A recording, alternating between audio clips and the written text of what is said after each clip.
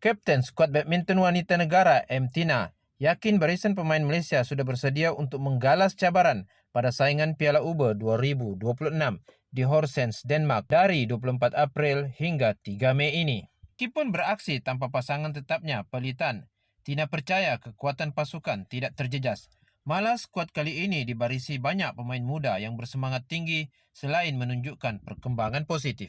Dalam pada itu, tempat Peli akan digantikan oleh pemain muda negara Chong Ji-yu dilihat bersemangat untuk membuktikan kemampuannya di pentas antarabangsa. Tina turut menyuarakan kesediaan untuk membantu dan membimbing pemain muda itu menyesuaikan diri dalam pasukan. Kapten skuad badminton wanita negara M. Tina yakin barisan pemain Malaysia sudah bersedia untuk menggalas cabaran pada saingan Piala Uber 2026 di Horsens, Denmark dari 24 April hingga 3 Mei ini. Meskipun beraksi tanpa pasangan tetapnya Pelitan, Tina percaya kekuatan pasukan tidak terjejas. Malah skuad kali ini dibarisi banyak pemain muda yang bersemangat tinggi selain menunjukkan perkembangan positif.